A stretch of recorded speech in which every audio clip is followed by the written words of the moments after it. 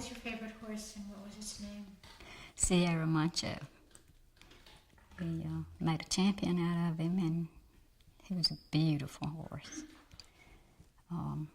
We're going to talk to you about his prior to the strike, some just about your uncle, Jess, and then the strike as you know it, and then some afterwards. And if you can remember, when I ask you a question, if you could somehow maybe incorporate. Could you tell me about what you know about your Uncle Jess and his work as an organizer? I only remember what Mom told me about Uncle Jess during the strike and what was going on, and about him trying to organize the strike. I remember growing up as him visiting, and very likable person, had a great personality. He seemed real concerned about our family, coming to visit and, seeing if we needed anything. Or, of course, he was having problems with his own family. He tried to organize a strike in Honea, and they fired him. He moved to Williamston, and they heard about him trying to organize a strike. They fired him in Williamston. Can we stop for 1 second? Could you start again from Uncle Jess tried to start a union in Honea? Okay. Do I also need to say that he was my mother's brother? Yeah, you could say, I heard from Mama. Okay. Uncle Jess heard from that kind of thing. So. Yeah. And could we get a little closer for this? Okay. Uncle Jess was my mother's brother, and I learned from her that he tried to start a union at the Chicola mill in Honea, and some of the officials heard of this, of the talk, going on, and he was fired. He moved to Williamston and did the same thing. He tried to start some unions around some of the other mills. He left and went to Greenville and was blackballed from the plants in Greenville, and because of the union. And he was out of work quite a while, and he had a large family that he had to support. He never did get the union accomplished. I think until the day he died, he tried to work for the union and get them, but he never did get anything accomplished. He was a likable man. Everybody loved him. He was just wanting something better for the people that he worked with. They were being treated so badly. And he was just trying more or less to get something for the people that he worked with to better themselves.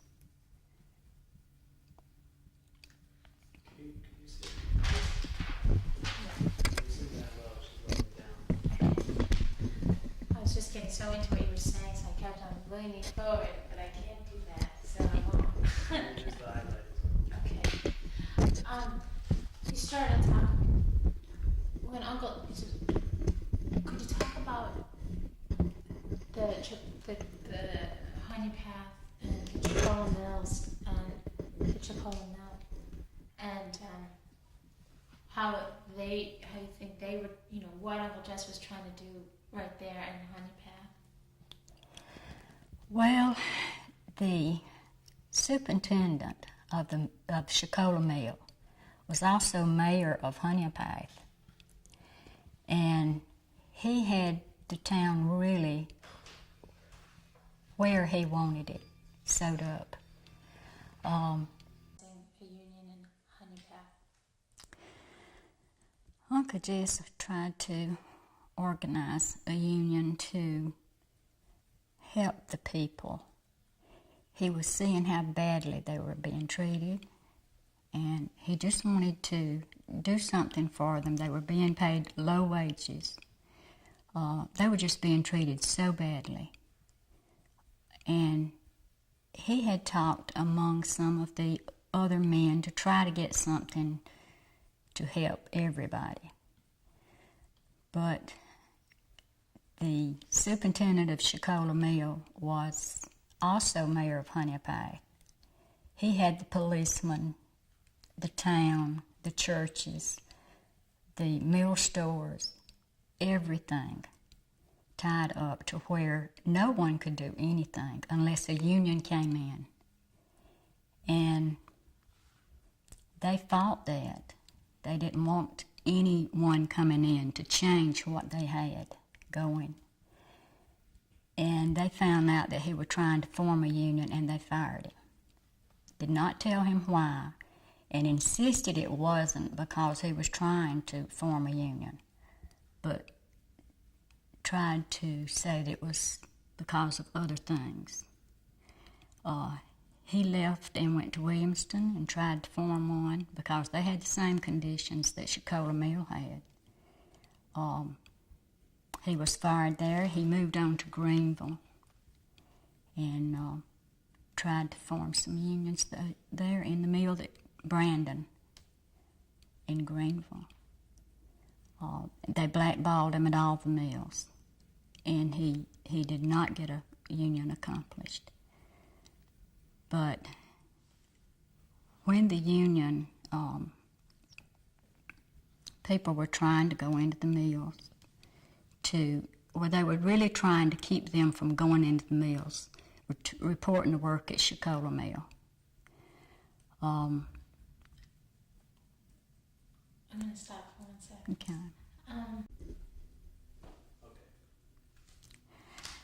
After Uncle Jess left Chicola, prior to the strike, the people, the men got together and were trying to go on with the union, trying to get something formed for the conditions that were going on. The superintendent, Dan Beecham, heard about this. The morning that this was to happen, he placed men up in the windows in the Chicola Mill with guns, picket sticks, anything they had to fight with. The men that were trying to get the union started were trying to go in, and they started shooting out the mill windows. They killed several. My daddy was not on the mill ground. He was across the street when they shot him. And the men that were on the mill ground, they were just shooting them down. Dan Beecham told them to kill everybody that was on the mill ground if they could. And they also had some type of gun up in the mill that if they had got it started, they couldn't get it to go. It jammed on them. They would have probably killed a lot more than what they did. But when they started shooting, people just started running. They were running away from the mill. They shot them in the back, most of them. And my daddy was across the street. They shot him 5 times, twice in the back, 3 in the front. They killed one man, shot him 10 times, turned him over and shot him again. So they were just determined to kill as many of them as they could. 2 women got shot. It was havoc. They were just running everywhere to try to get away from the bullets. And the policemen were involved. In fact, my dad's death certificate reported that he was shot by a policeman which is untrue. He wasn't. He was shot from the mill window. And they gave Mama the name of the man that shot him. And he said he had come to Mom and made it right, but he had never spoke to my mom. But, you know, we have no way of knowing who really killed Daddy. It was just reports. Some said that he was killed because he was Uncle Jess Mitchell's brother-in-law, that they found out that he was his brother-in-law and they killed him. But, you know, we really don't know. But I do know that it caused Mom to have a hard life. She had 6 children. One of the other men that got killed had 6 children. My husband's uncle was killed. He had 5 children. And it just really made a hard life for all of us.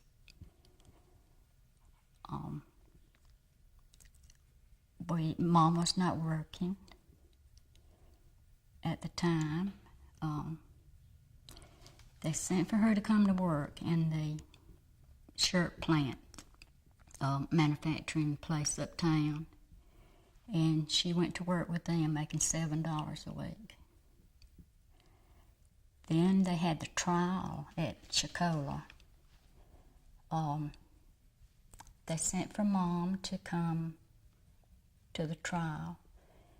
And it was just havoc. You know, they really didn't get the truth of what went on or why the men were killed, why they were shot in the back, why they were trying to get away. The only thing they offered Mom was a job. She got no money.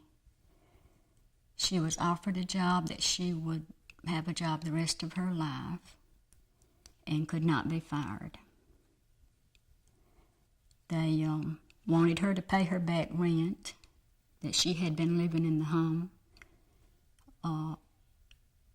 since Daddy got killed, and which she did.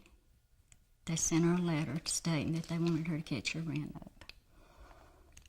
But it was a hard life.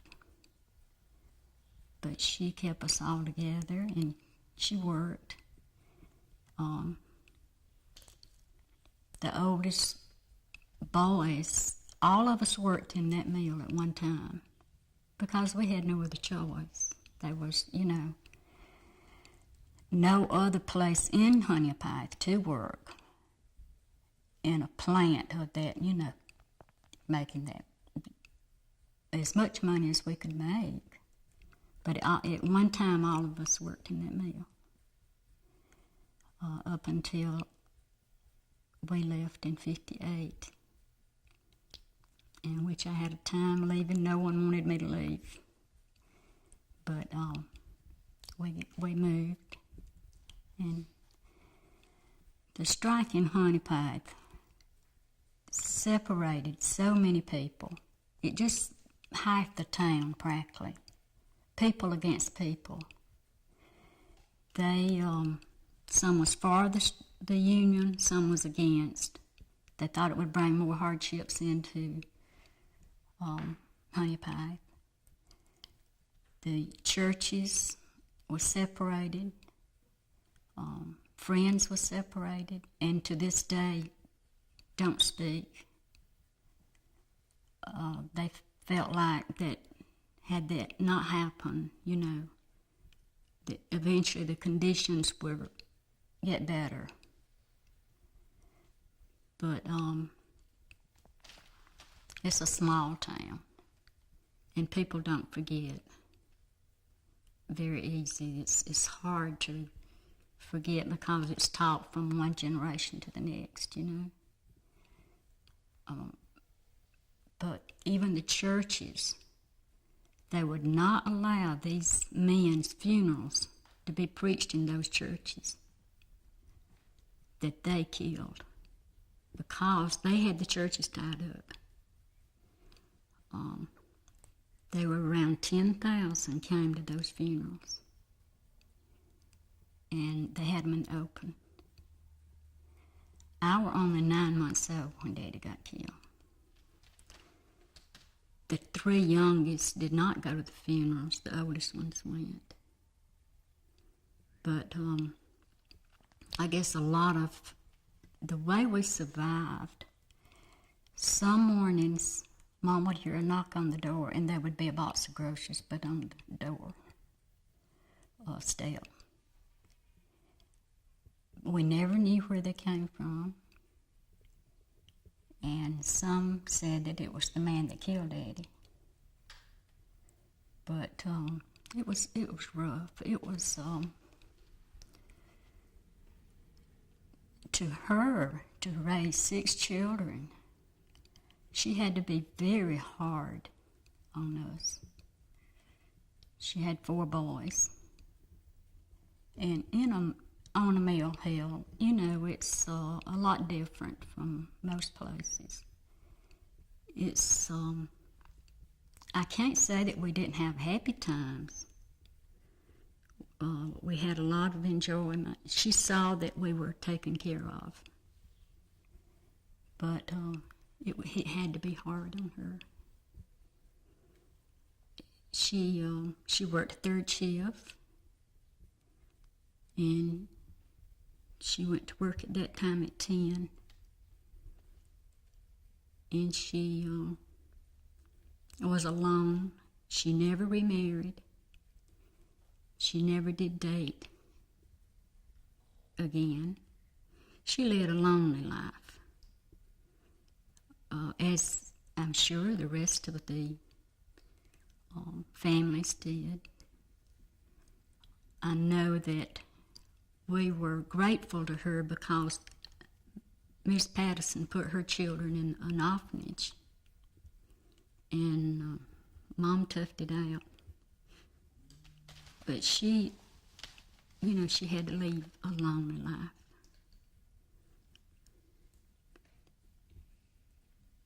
Let me ask you a question. You spoke about it before, but maybe you could just elaborate it a little more. How was it that powers that be in Honey Path could enable such a thing to happen, so that neighbors and brothers were shooting their brothers? Could you speak to that? I mean, specifically about the power, just what you can imagine or what you have heard.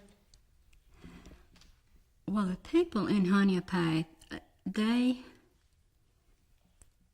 I guess they took sides because the superintendent of the mill had these people on his side. How, I don't know. I know that he had the policeman, you know, where he run the police station, in other words. They did what he said. I don't know how they were talked into that.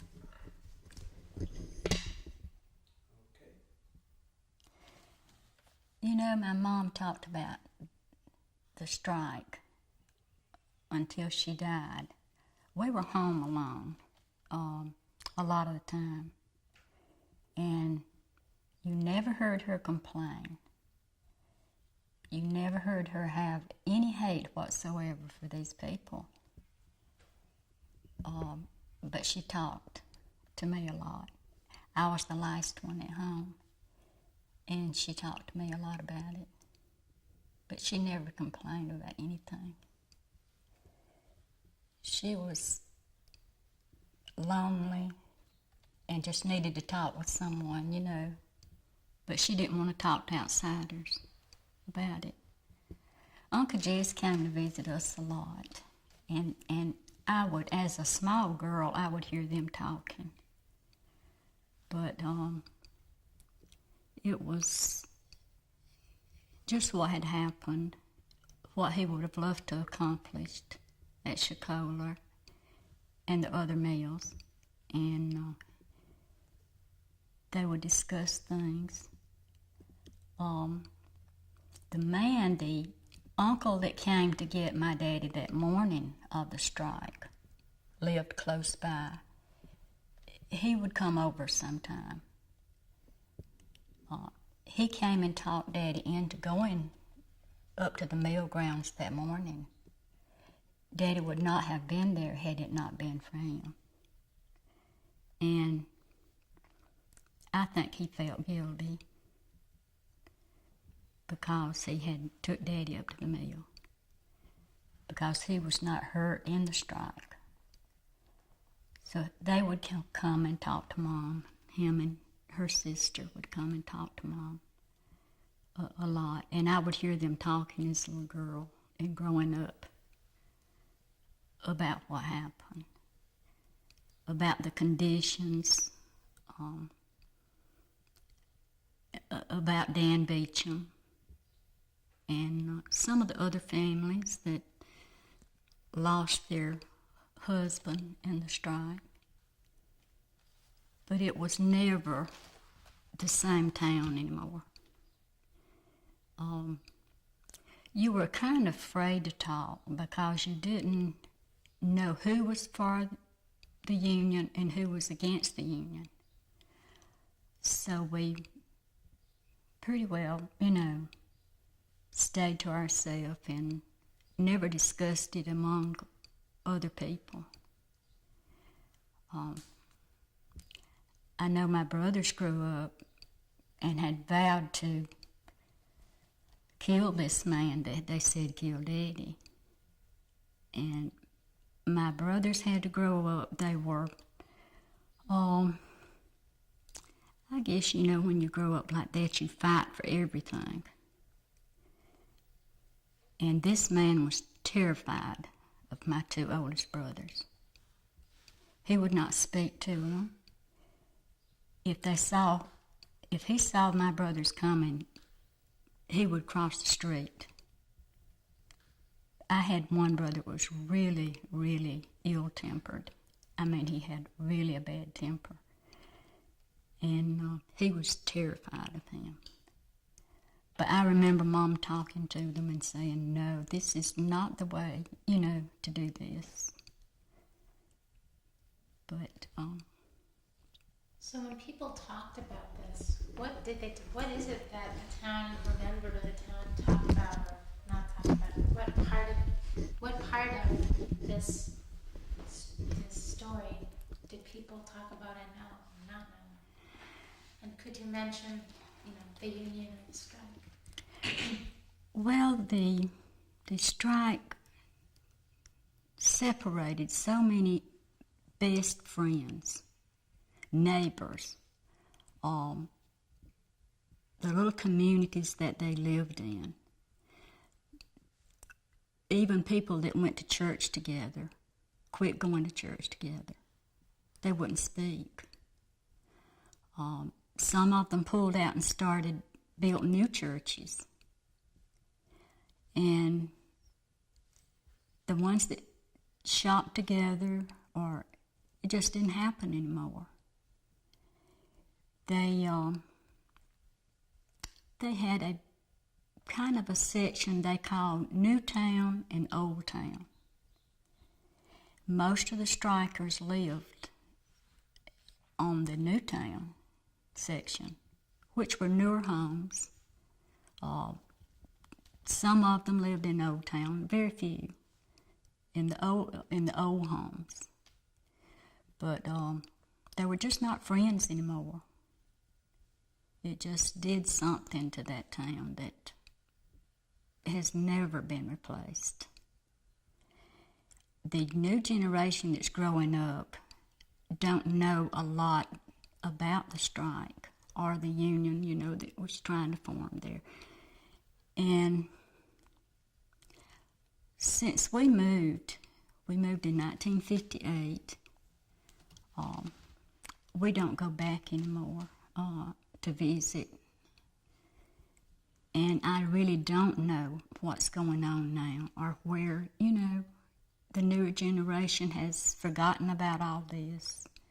At the time I moved, they hadn't forgot it because these parents kept, talking to their children about it.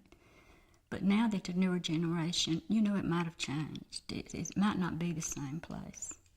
What did the parents say to their children? Which part of the story did they tell? They were a lot of children that was not allowed to play with other children because it separated people so bad. They just wasn't allowed to play together. The ones that were for the union and the ones that were against. But we stayed in little groups, and we had good times. So on the Mill Hill, we had played games, not like children do now, but we played different type games. And we were happy. It was a hard life, but we had good times too. So when you mentioned that some of the children of some of the people for the strikers couldn't play with the other children, if this persisted, did that mean that there was a feeling that people had that they wanted to maintain the desire to have a union, or they wanted to maintain that feeling of trying to make changes? I mean, if that went on, could you speak to that? Well, a lot of the people in Honea Pike was born there. They still live there. They worked nowhere but Shakola Mill. It's like they were afraid to leave, afraid they couldn't make a living if they left that mill. That was their only chance. And they were some good people, honest people, and hardworking. But they were just afraid to break loose and try something else, But I remember growing up, and Mom would talk to me. She was the one that wanted me to leave Honea Pike, to better myself. Jack and I married, my husband and I married real young. And we left in 58. We moved to Greenville, and he went to work for a neighbor of ours, got him to try the work that he were doing. And it was the best thing that ever happened to us, because we finally got away from the mills. We found that they are another life. But the people in Honea Pike, they seemed satisfied or either afraid to leave. I don't know what it was. They just did not want to leave their little town. They were friends, going to church with friends, real religious people. It was just a shame that this had to happen between friends. I asked you something. The question you were asking earlier. She was asking about, you said that you talked to your mom a lot about the strike, and your mother told you stories about the strike. Mm-hmm. But she was afraid to talk to outsiders, even people in town. Mm-hmm. I think that's really the question Judith was asking is, tell us a little bit about that. What part of the story, like in school or in the public, did it ever come up? There was a strike mentioned, or was it taboo? And if it did come up, what part of the story was it okay to tell, and what parts of it were not okay to tell? Well, when we were coming, up in school, when we were attending school, I don't ever remember one time. Kick in. When I were attending school as a little girl and in growing up, I never remember the strike being brought up in school. It was like it was not to be mentioned what happened. I never remember that being brought up. I know Mom talked to me about it a lot. And she had asked me, had this ever been discussed in school? And no, it had not. It was like as if the teachers were told not to bring this up. I think they were just trying to keep it as quiet and maybe get it settled, among people. I think they were just trying to keep it as quiet as they could. They had had so much trouble. A lot of the truth was not told at the trial. And that was the way. No one would let Mom or any of the wives testify as to what they knew. It was just as if it was an open and closed case. They did not come to Mom and talk about it, or about what was to be said, or what went on. They just made her this offer of giving her a job, and that was it. It was not discussed, how are you going to raise your family, or do you need help? There was no money involved. Just an offer of a job. But as far as I know, all the families stayed in Honea Pipe. And all the families, most of them worked at Chicola Mill. It was just if it was to be dropped and no more discussion about it. But the only thing that she received was that she would never be fired. Mom worked in that mill until she was 57. And she had a heart attack. Let me ask you another thing about that. When they said the only thing they offered was this job for why she could get fired. Ever thought about, did she ever say why she was given that offer at that particular time? I mean, only a few months earlier they had tried to kick her out of her house. I think it was a way of telling her there would be nothing else involved in this strike. That if she would take this offer, that would be all she would get. And she had no other choice. Could you say that again? Say, the mill gave, the same mill that did this to my daddy, the only thing they offered my mama was The Chicola Mill. The Chicola Mill. Yeah, could you start that? Could you answer that again, but put that up at the top so we know exactly what you're referring to?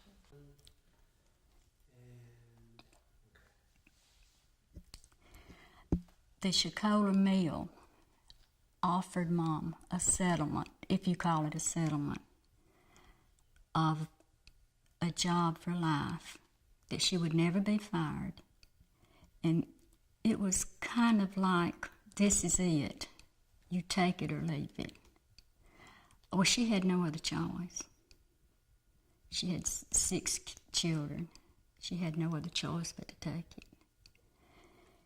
She worked in that mill until she was 57 and had a slight heart attack. Anyway, she had to retire from the mill.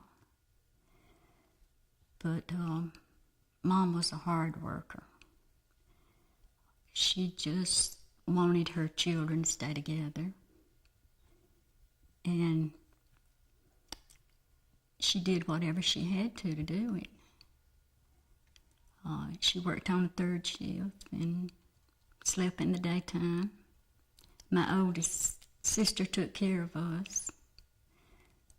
But at one time in their lifetime or other, we've all worked in the mill because we thought they were nothing else. we were like some of the other people in Honeypath. We was afraid to leave, we was afraid to try it. But it was a choice she had to take. I'm sorry, but just wanted to follow, because I think maybe this is the thing I'm wondering is this is the sequence of events. Her husband's killed. She gets a letter from Dan Beecham saying, you're going to have to leave this house. You're going to have to... Neil. The Shakola mill. Just, see, Mom had no education. She did not know where to turn to, who to talk to about this. And when they came to her and said, they are going to be a trial, we are going to make you an offer, but they didn't say what they were going to do. She didn't know who to talk with. She didn't know anyone with an education enough to talk to her about it. They wanted to know if she would be at the trial. She asked if she would testify. They said no. You will say nothing. And this is the choice she had. She knew that if she didn't get a job or better than what she was making, that she couldn't keep her family together. So she had to go along with whatever they said. That was the only choice she had. But think, when Dad had been in service, he had been in World War I. And when, at some time in that point in growing up, they started giving the widows pensions.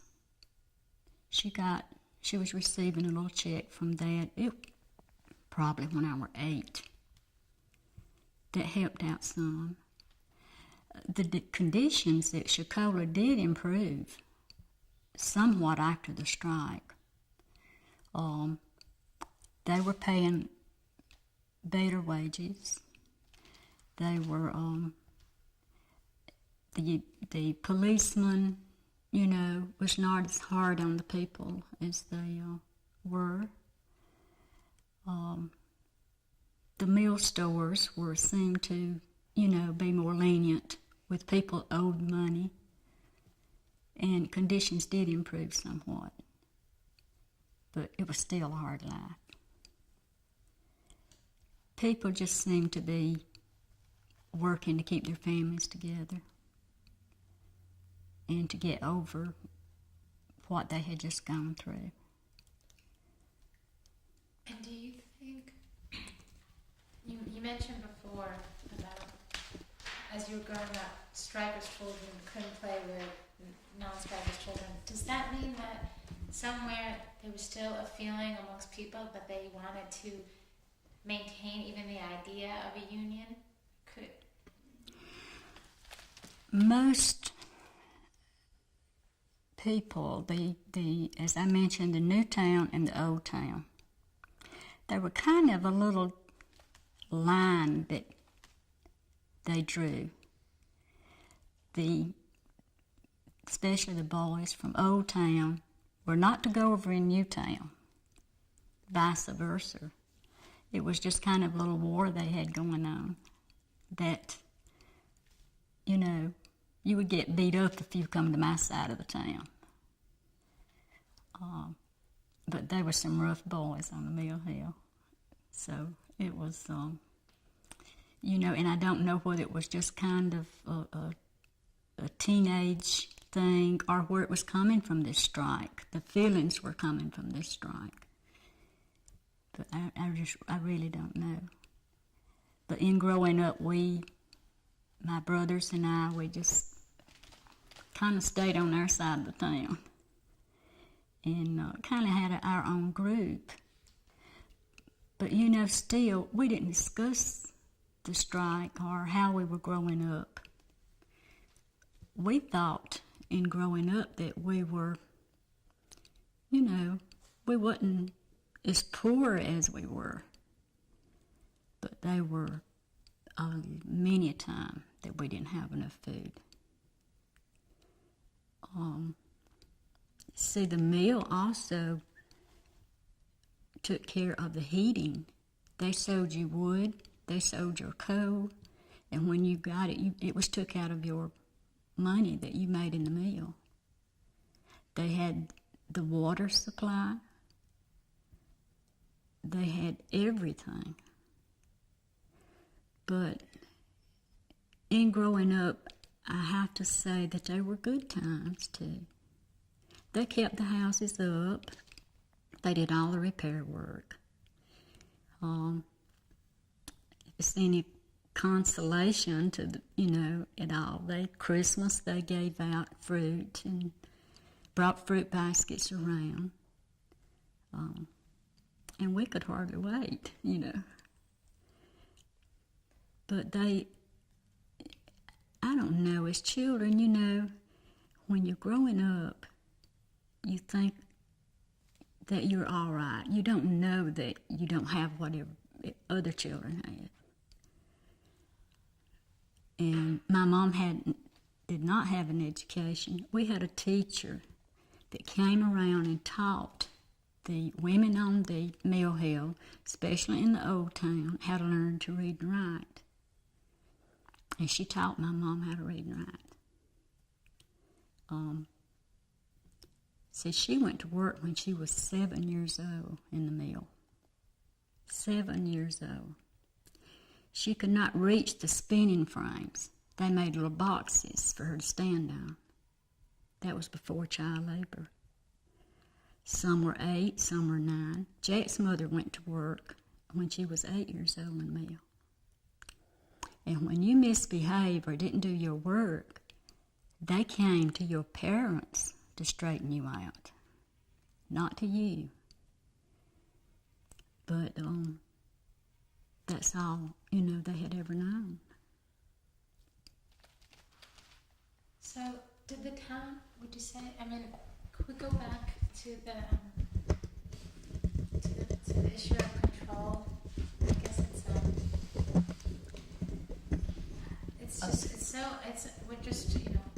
lot of people need to understand how they controlled everything. Well, yeah, but also they controlled things to the point that this massacre could occur, and they could say, no, you're not going to have a union, not in my town.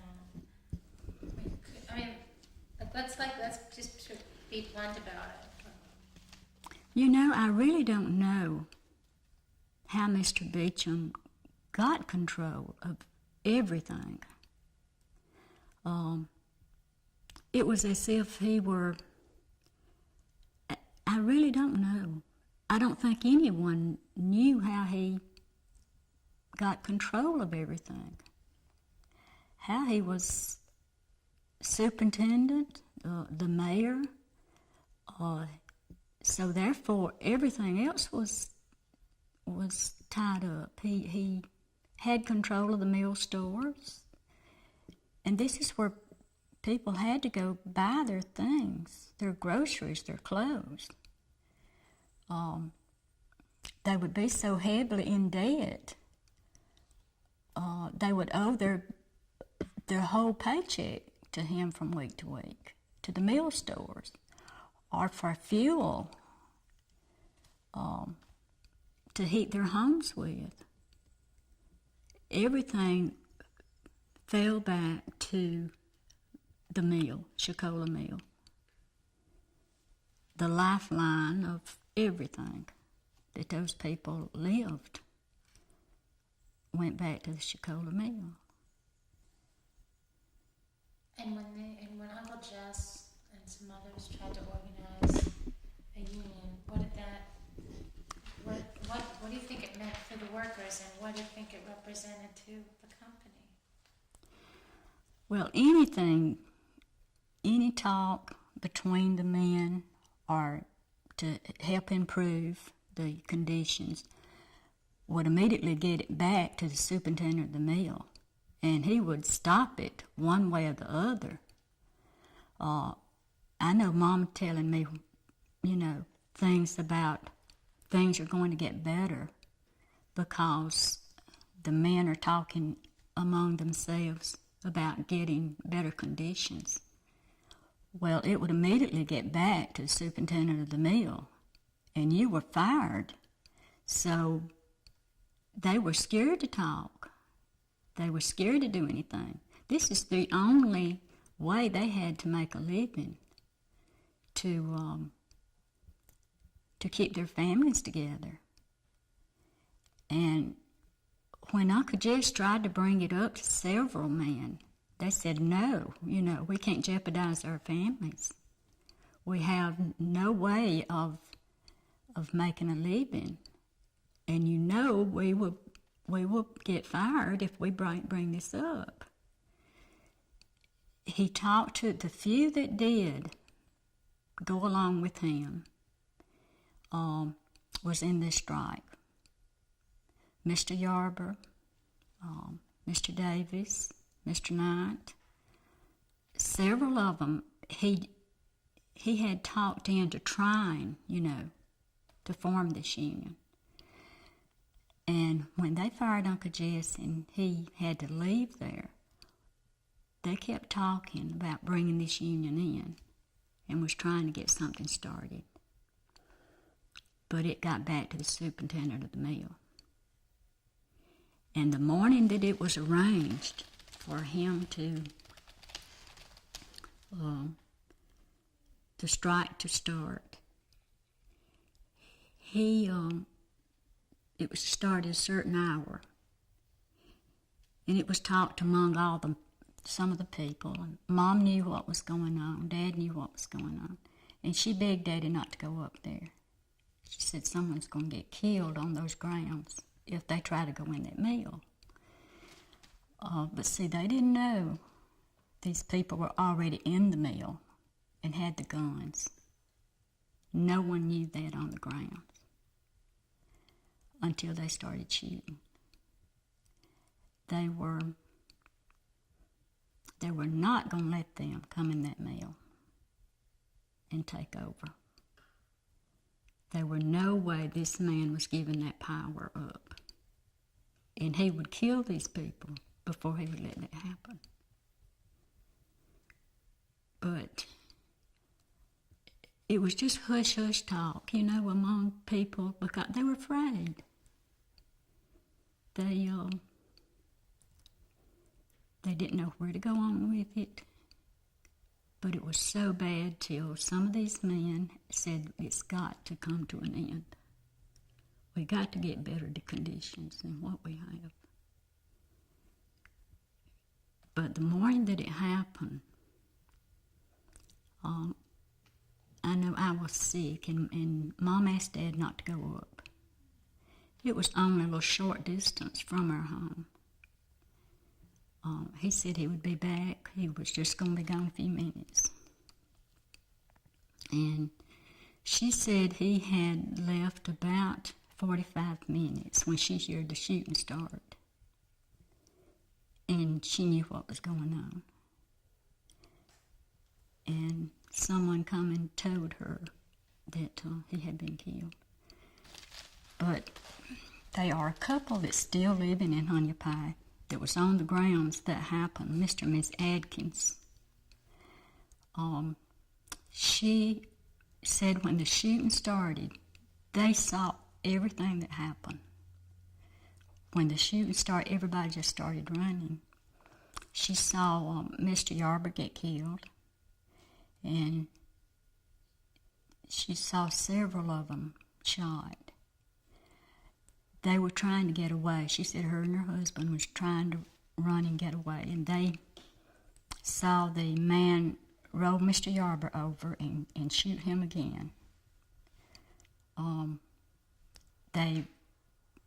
I think they run to the house in front and tried to pull some things out. Mama said that the lady had in the window some clothes or something, bed clothes hanging out, and try to help. She said they tried to do what they could, but the shooting was still going on. She saw Daddy laying on the sidewalk, And she said it was terrible. She couldn't sleep for days and nights after that. She was the same. These are the same people that went to our church that I remember growing up. Very humble, best people you would want to meet. Oh, just good people. But someone came by and she went up on the mill grounds with her, a friend of hers. And she said it was just something that she would never forget. But, you know, in growing up, I've grown up with this. I've talked to some of the other kids in growing up. But like I said, it was not mentioned that much. It was just like everybody was trying to keep everything quiet.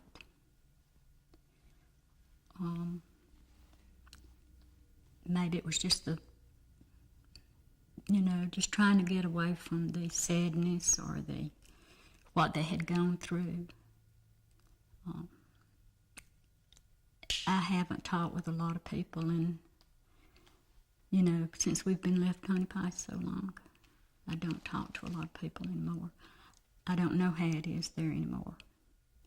I have nephews and nieces that some of them still work in that mill today. But I don't talk with them that much. I just don't see them that much, a lot of them have moved. But all three of my brothers, my brother, next to the youngest brother, died in a mill in Greenwood, had a heart attack in the mill at 37. One of them, they all three worked until up in their 40s probably. And it's just something that, it's just like growing up again when you go back and see the mill and talk with them. And some of the houses are not there anymore. They're gone, torn down. But it still, brings a lot of things back. Do